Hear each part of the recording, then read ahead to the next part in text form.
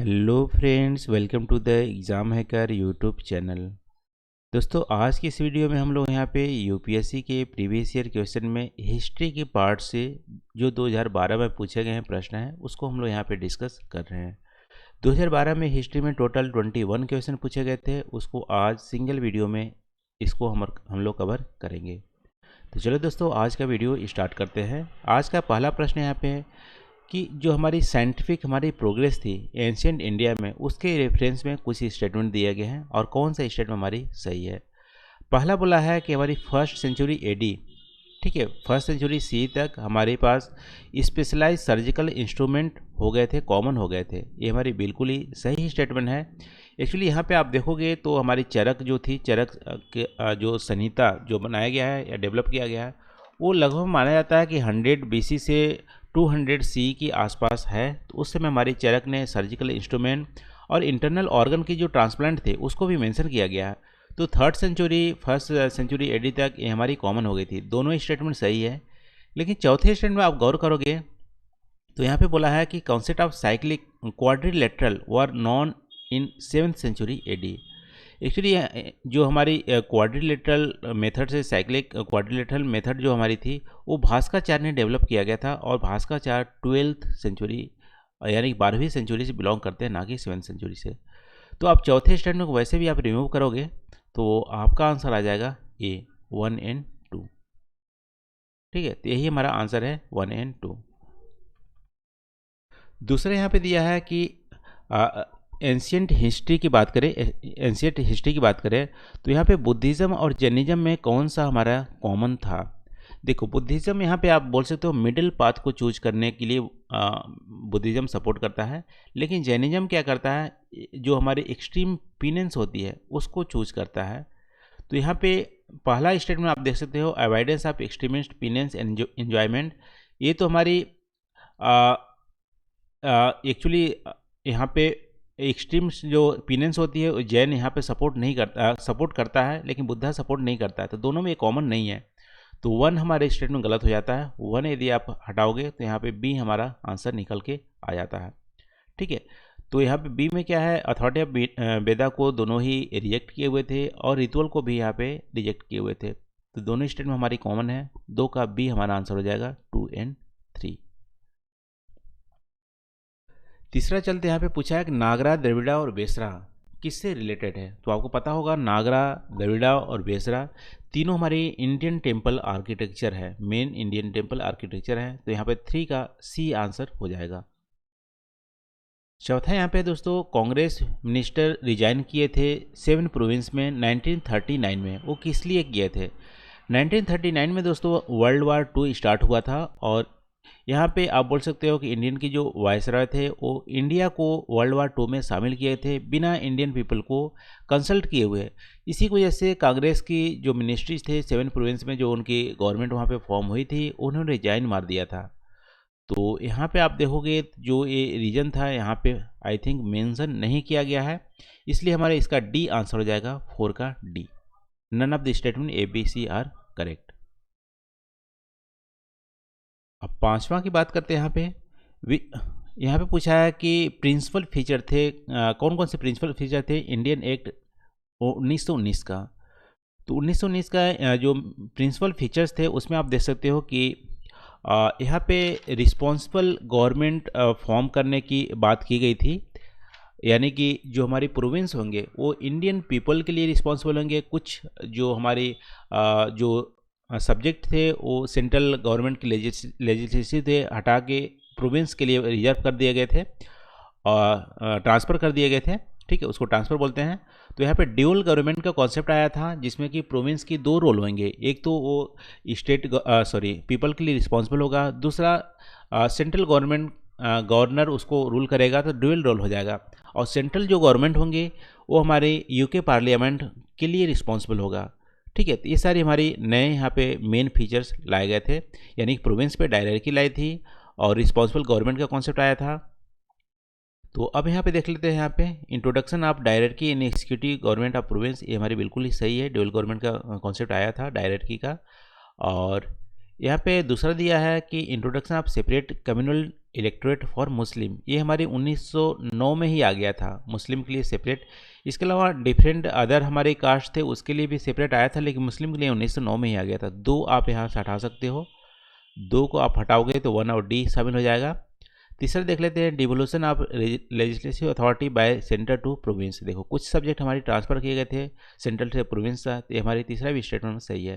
तो 1 और 3 हमारा आंसर हो जाएगा 5 का सी। छठा यहाँ पे पूछा है कि नेशनल सोशल जो कॉन्फ्रेंस थे वो फॉर्म हुए थे इंडियन फ्रीडम स्ट्रगल में, वो किस लिए फॉर्म हुए थे। दोस्तों यहाँ पे जो हमारी नेशनल इंडियन कांग्रेस थी, ठीक है, कांग्रेस जो पार्टी थी उसी का एक पार्ट बनाया गया था नेशनल सोशल कॉन्फ्रेंस।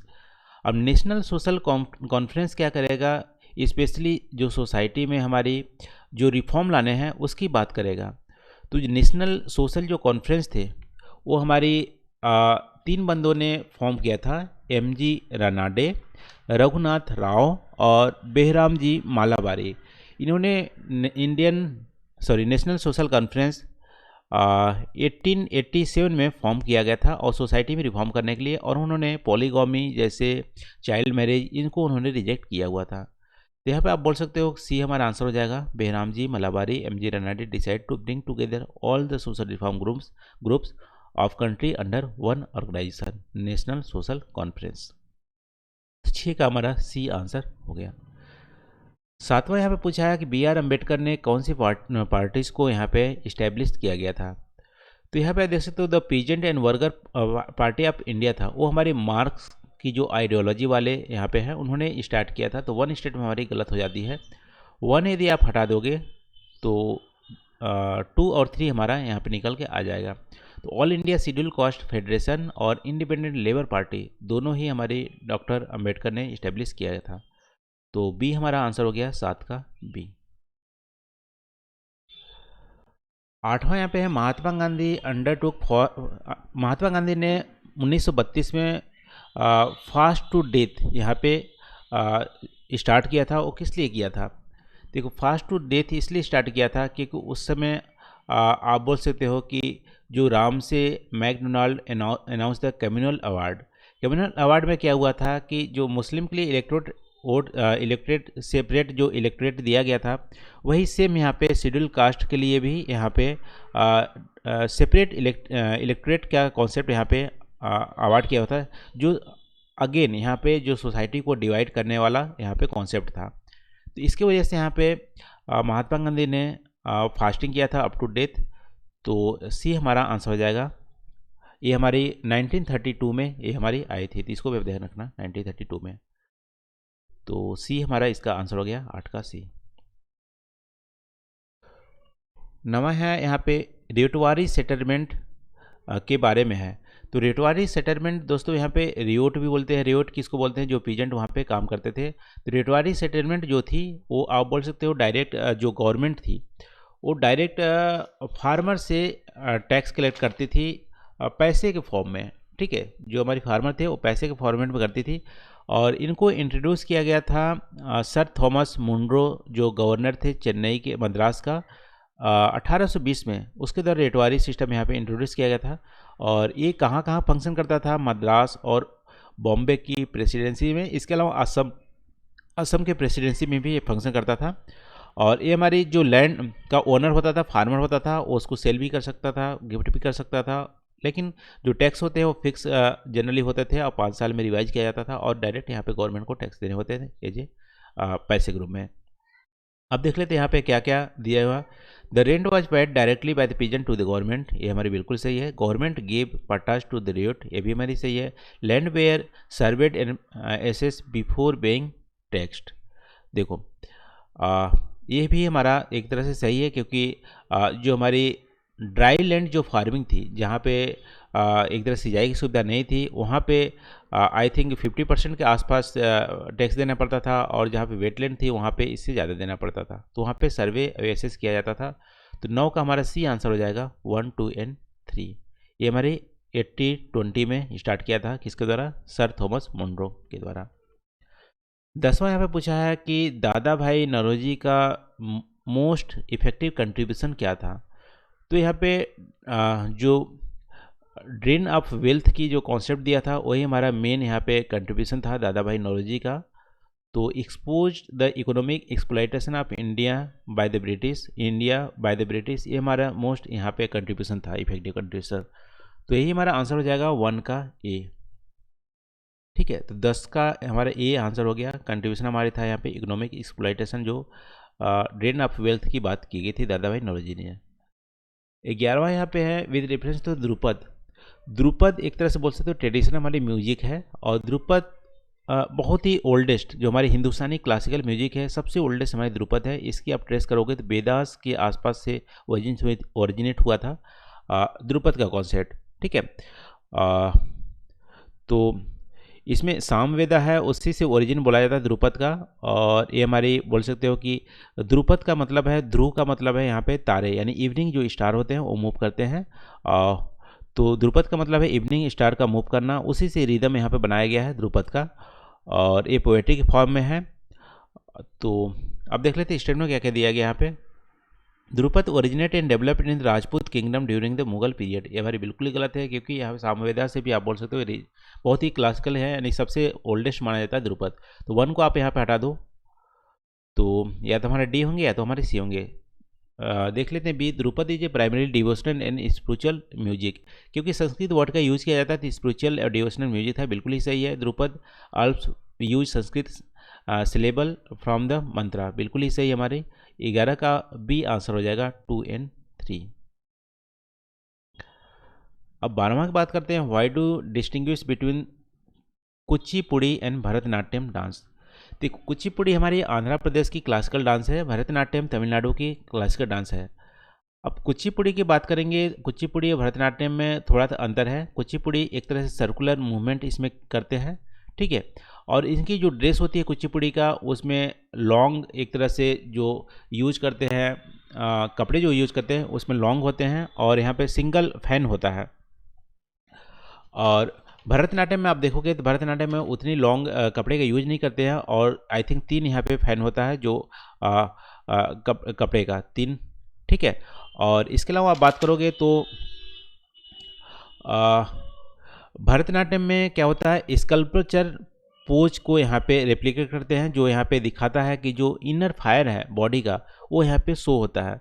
लेकिन जो कुचिपुड़ी है उसमें राउंड पोज तो करते ही हैं, लेकिन यहाँ पे अंडरलाइंग जो डिजायर है उसको यूनाइटेड करता है विथ गॉड, तो ये हमारे यहाँ पे शो करता है। और स्कल्पचर स्ट्रक्चर नहीं होता है, यहाँ पे डांसिंग के फॉर्म में स्ट्रक्चर होता है।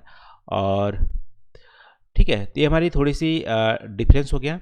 अब यहाँ पे देख लेते हैं स्टेटमेंट क्या दिया है। Dancer occasionally speaking dialogue in found in Kuchipudi dance but not in Bharatanatyam. देखो ये हमारी सही है।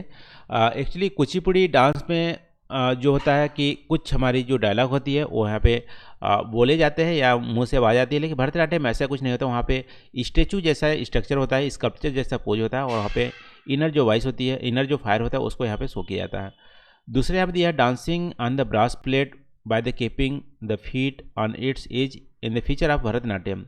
देखो इसका फीचर नहीं है, आई थिंक जो डांसिंग ब्रास जो प्लेट होता है उसमें डांस करना, ये हमारी जो उड़ीसा है, उड़ीसी का ये फीचर है। तो पहला स्टेटमेंट हमारी सही हो जाएगी 1 का 12 का ए, दूसरा हमारा गलत है। तो 12 का हमारा ए यहाँ पे आंसर हो जाएगा। 13वां है with reference to the religious history of the medieval India the Sufi mystic were known to perceive which of the following practice. देखो सूफीज़म जो थी वो आप बोल सकते हो कि मिस्टिकल प्रैक्टिस करते थे इस्लामिक का, और ये हमारी इनवर्ड डायमेंशन ऑफ इस्लाम होता था। तो यहाँ पे आप देख लेते हैं कि meditation and control of the breath, ये भी हमारी एक तरह से सही है। यहाँ पे मिस्टिकल फीचर्स को प्रैक्टिस किया जाता था। Several aesthetic exercise in lonely place, reciting the holy song to arouse the state of ecstasy in the their audience, ये तीनों ही स्टेट हमारी सेवा जाती है। सूफीज़म ऐसा यहाँ पे प्रैक्टिस करते हैं। तो 13 का हमारा डी आंसर हो जाएगा 1, 2 and 3। 14वां है रोलेट एक्ट। रोलेट एक्ट आप देखोगे तो हमारी 1919 में आया था। इसी के अगेंस्ट में जालियांवाला हमारी जो गैदरिंग हुआ था, तो रोलेट एक्ट क्या करता था कि विदाउट ट्रायल को यहाँ पे इम्प्रिजमेंट देने का यहाँ पे प्रोविजन किया गया था। तो उसकी वजह से यहाँ पे जालियांवाला बाग भी हुआ था। तो 1919 में हमारी आई थी रोलेट एक्ट। ठीक है, तो 20 का हमारा बी यहाँ पे आंसर हो जाएगा, imprisonment without trial and summary procedure from trial. 14 का बी हमारा आंसर हो गया। 15वां यहाँ पे दिया है Lahore session India national Congress 1929 is a very important in history. 1929 में आप बात करोगे तो हमारी 1928 में आई थिंक नेहरू रिपोर्ट आई थी, उसको रिजेक्ट किया था ब्रिटिशर ने। तो उस समय इंडियन नेशनल कांग्रेस में 1929 में पूर्ण स्वराज की यहाँ पे बात की गई थी। ठीक है, कंप्लीट इंडिपेंडेंस की बात की गई थी। तो और इसमें यहाँ पे जो हमारी 26 जनवरी 1930 को यहाँ पे इंडिपेंडेंस डे बनाया गया था, यानी कि उसके बाद हमारी इरविन डिक्लेरेशन आई थी 1929 में, जिसमें डोमिनेंस स्टेटस की बात की गई थी। लेकिन गवर्नमेंट बोला कि हम लोग अब यहाँ पे हम लोग कंप्लीट इंडिपेंडेंस की डिमांड करते हैं। तो 15 का हमारा ए यहाँ पे आंसर हो जाएगा। सॉरी, अब दूसरा देखते हैं left wing and extremist moderate. ये तो बहुत पहले हो गया था। टू नेशनल थ्योरी को रिजेक्ट ये हमारी बाद में आई थी। तो हमारे 1 यहाँ पे आंसर हो जाएगा 15 का ए। ठीक है, कंप्लीट इंडिपेंडेंस की बात की गई थी 1929 की रेजोल्यूशन में। तो 15 का ए हो गया। अब देख लेते हैं 16वां यहाँ पे Lord Buddha image is sometimes shown in the hand gesture called bhumi sparsha mudra. Bhumi sparsha मुद्रा जो बुद्धा की है वो हमारे इंडिकेट करती है भूमि को, एक तरह से जो अर्थ है उसको विटनेस मानते हैं और बोलते हैं कि हमारा जो बॉडी है वो प्योर और एक तरह से हमारी जो नॉलेज की हमारी प्राप्ति हो गई है। यानी अर्थ को यहाँ पे अर्थ को यहाँ पे विटनेस मान के जो इनलाइटमेंट करने वाली जो बुद्ध अंडर बौद्ध ट्री में इनलाइटमेंट हुआ था, उसको अर्थ को यहाँ पे विटनेस मान के ये हमारी जो हमारी मुद्रा है ये हमारी सिम्बलाइज करती है। तो यहाँ पे आप देखोगे हमारा बी यहाँ पे देखोगे Buddha calling of the earth to witness his purity and chastity despite the temptation of the Mara. ठीक है, तो यहाँ पे अर्थ के विटनेस करते हैं ये जो प्योरिटी। तो हमारे बी यहाँ पर 16 का बी हमारा आंसर हो जाता है। 17वां दिया है द रिलीजियस ऑफ अर्ली वैदिक आर्यन वाज प्राइमरली। अर्ली वैदिक आयरन की बात करें तो नेचर को आर्यन यहाँ पे वर्शिप करते थे और यज्ञ करते थे। ठीक है, तो वर्शिप ऑफ नेचर इन यज्ञना ये हमारी मेन फीचर्स थी अर्ली वैदिक आयरन का। इमेज वर्शिप हमारी बाद में आई थी, भक्ति भी तो बहुत बाद में आई थी। तो सी हमारा आंसर हो जाएगा 17 का सी। 18वां देख लेते हैं यहाँ पे विच of the following statement is a correct regarding the ब्रह्म समाज। ब्रह्म समाज की बात करेंगे तो यहाँ पे देख लेते हैं। पहला दिया है अपोज्ड। देखो आइडल को यहाँ पे जो हमारी मूर्ति पूजा को इन्होंने विरोध किया था ब्रह्म समाज आर्य समाज दोनों ने ही। और दूसरा यहाँ पे दिया है, देखो तीसरा स्टेप देख लें, popularize the doctrine that the Veda are infallible. Veda error रहित है, इसको ब्रह्म समाज ने नहीं आर्य समाज ने इसको प्रोपोगेट किया था। तो तीसरा हमारा स्टेटमेंट गलत हो जाता है। तीसरा स्टेटमेंट यदि आप हटा दोगे तो ए या बी में से होंगे। दूसरा देख लेते हैं आइडल वर्शिप को तो यहाँ पे ब्रह्म समाज ने मना ही किया था।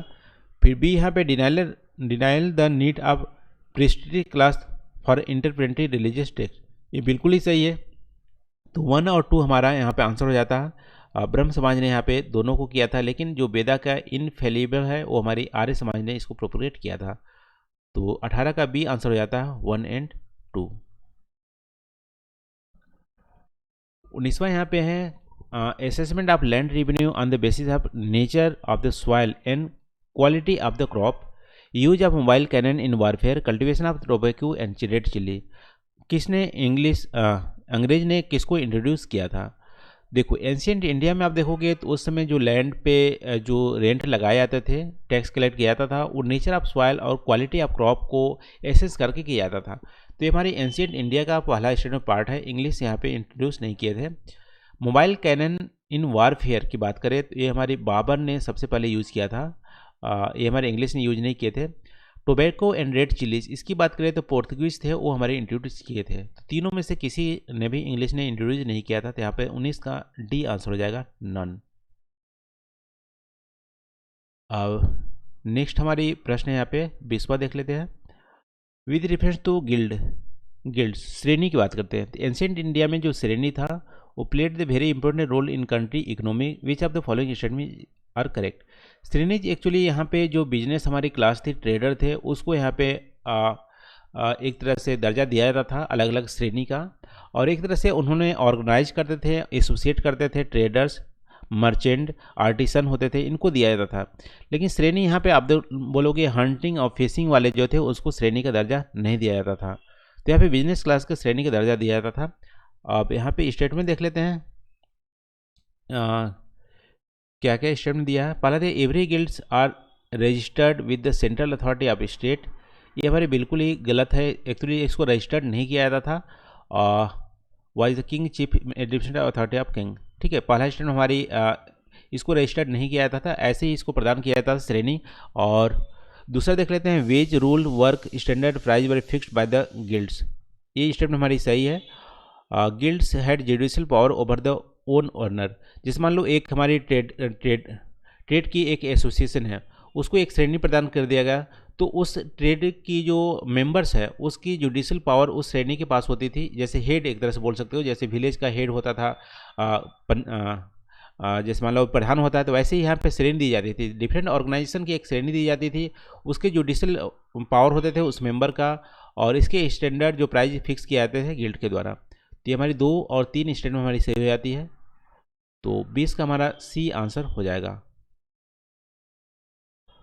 21वां यहाँ पे दिया है the distribution of power between the central and state in the Indian constitution based on the scheme provided in. Central और स्टेट की जो पावर की डिस्ट्रीब्यूशन है वो हमारे क्लियर कट जो 1935 की जो एक्ट थी उसके द्वारा दिया गया है, तो 21 का हमारा सी आंसर हो जाएगा। 1919 में रिस्पॉन्सिव गवर्नमेंट का कॉन्सेप्ट आया था, लेकिन वहाँ पे क्लियर कट यहाँ पे आप बोल सकते हो पावर को डिस्ट्रीब्यूट नहीं किया गया था। 1935 में यहाँ पे जो अभी हमारी करंट जो हमारी 3 लिस्ट है, state list, central list, concurrent list, इसका कॉन्सेप्ट हमारे 1935 में आया था। 21 का हमारा सी यहाँ पे आंसर हो जाता है। ये रहा दोस्तों हिस्ट्री का टोटल 21 प्रश्न यहाँ पे जो 2012 में यूपीएससी द्वारा पूछा गया था, उसको हम लोग डिस्कस किए हैं। आई होप यहाँ पे जो डिस्कस किए हैं आपको अच्छा लगा होगा। तो आज के लिए बस इतना ही। थैंक यू फॉर वॉचिंग, मिलते हैं अगले वीडियो में नए टॉपिक के साथ। Thank you.